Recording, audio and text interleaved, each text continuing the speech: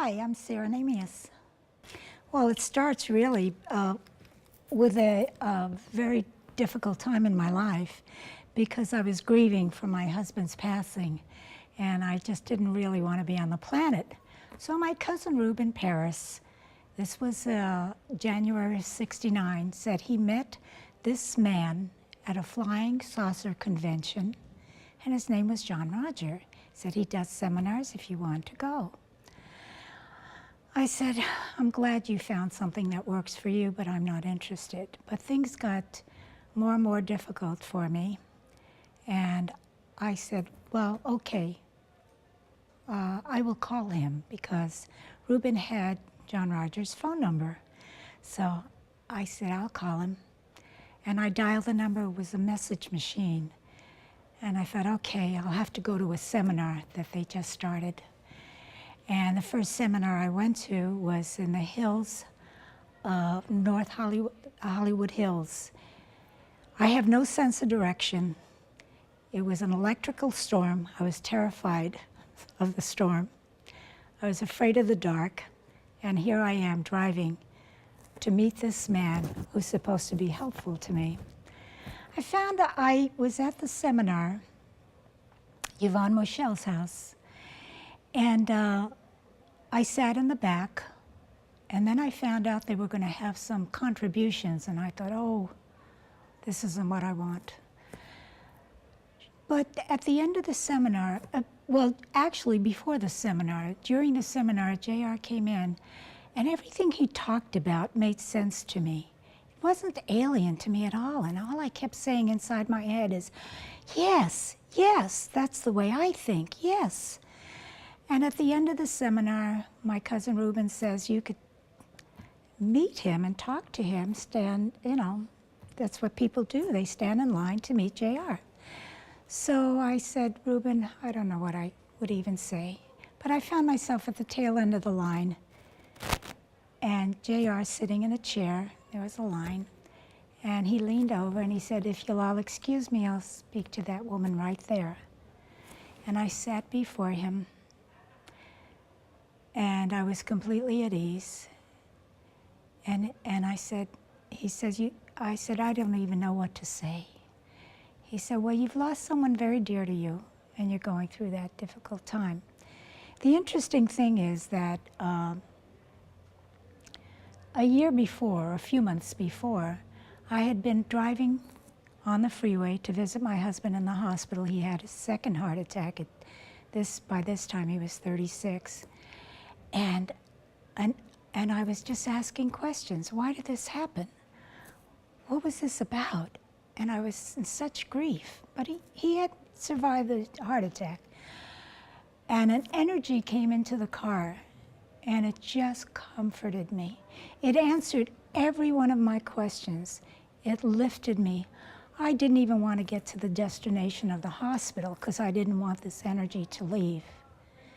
And that was that experience. As soon as I shut the ignition off, the energy lifted and I went to see my husband. Here it was several months later, and I was sitting before JR. And he was my source. I didn't know it. And I was talking to him, so when I looked in his eyes, I knew he understood. And I said, I let go. And even now, that's very emotional for me. He said, you had to. It was the time for him to go. And what had happened when I said that, previously to that, I said, I was praying and praying, and I made all kinds of deals with God. Take me instead of him. But if you take me, give him someone who loves him as much as I do. And don't let him grieve for me. And I had this long list for God to take care of. And after 6 years of doing that, I one day said, God, you know what's best, better than I do. And I let go. And he died very soon after. So that's what I was asking JR, or telling JR, I let go. And he comforted me. I found that when I went to the seminars, I really felt a reprieve from all the heavy grieving. And so I would continue to go. No matter where they had these seminars, I was going to make it there. I had to be there. And every time they changed locations, it was a challenge for me because I didn't know how to get there. I'd get lost. I was riding around the streets trying to find freeways, and it was midnight, nothing open. So those were interesting times for me. Let me ask you something. Your famous Jared did a meditation based on you. Can you quickly talk about that? Sure, very, very quickly. I was on at Lake Arrowhead and on the side of the mountain and just offering myself. I was feeling so high at that beautiful retreat in Arrowhead. And I said, oh God, use me anyway. And I just let go. And about minutes later, I walked down where they had a rope hanging from 2 trees, and I saw some people swinging across. I had been on it before, no problem. And one lady said, oh, that terrifies me. Ah, it's nothing. And to show her, I said, watch.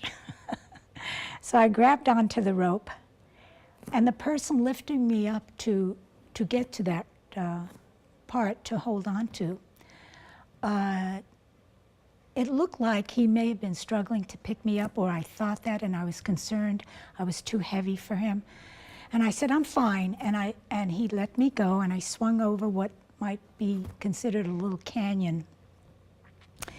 And when I realized that I didn't have a good grip on the rope, I let go of one hand, and the momentum of the swing was just more than I could hold my weight with one hand.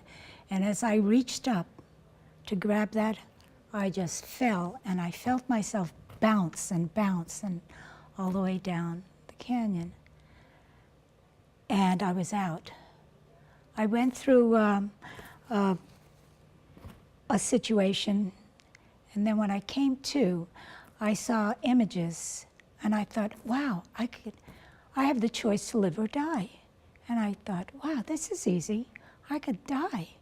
And I just went back, and I started to go into that part of me that would leave the body, and some images came before me.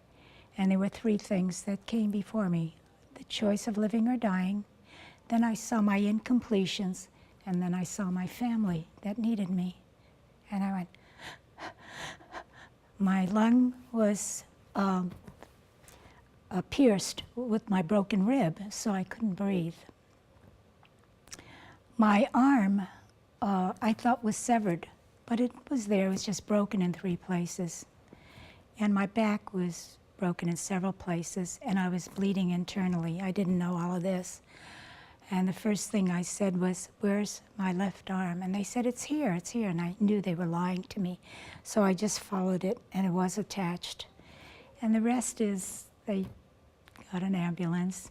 They took me by helicopter and brought me to a hospital where they could treat me, because a little hospital in Lake Arrowhead really wasn't equipped to handle me. And as I was in the emergency, they kept throwing out numbers that made me think, oh, I'm gone. I'm not going to live through this. And they said, blood pressure 7. And they were saying things that didn't make sense. And there came JR and the staff at the time. And this was 1976. This was July 19th, 1976. And they talked to me, and they said, we have to get your family's phone numbers so we can let them know. No, don't disturb them. Don't let them know anything. Well, they have to know. So they called my daughter. No, they called Reuben Paris, my cousin. And Reuben called my daughter. He said, she fell, you know. So my daughter thought, I'll go to the hospital and pick her up. What'd she do? And when she came to the hospital, the doctors told her what happened. And my daughter just was in shock and she was ready to pass out because they minimized it so much because I kept saying, don't scare her. So here, So go from the body cast. there was the meditation that then the body dedicated to you, and then right. how long did it take you to heal? That was interesting because it really, I was told that I may or may not walk. No, actually I was told I would not walk. And my feeling was I definitely will walk. So I was in the hospital, I was in a body cast, and I said to my cousin who visited me in the hospital, I missed the seminars. He said, well, maybe we can take you. Now you have to understand the body cast was from under my arms to below my knees, and I was completely immovable. They had to use like a crane type thing to heist me up anytime they had to lift me off the bed. And I thought, okay, sure. And sure enough, another person came to visit me, and she was a funeral director. And Reuben said, we're thinking of taking her to a seminar. And she said, well, if you don't mind going in a hearse, we can take you. It's equipped. So sure enough, they arranged that. There I was in a hearse, waving down the freeway to all the people looking at this dead body moving around. And I got to Prana, and I kept thinking, oh my goodness, I'm going to take all this space with this gurney and me lying there.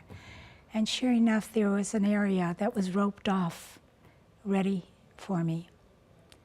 And the first words JR says, we're going to do a seminar for a very special friend here today. And that meditation came forward. And that's how that happened. What's the name of the meditation? I think it's Sarah's. I think they named it Sarah's meditation, yeah. Reuben would invite him to dinners at restaurants, and I was always included, but I was never aware of what he ate or anything like that.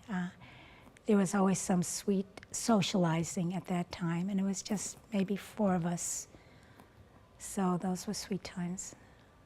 Well, you know, there is so much, and I'm so grateful that JR and Polly have this book, When Are You Coming Home? Because a lot of those experiences are in that book, and I love reading them. They're just really sweet.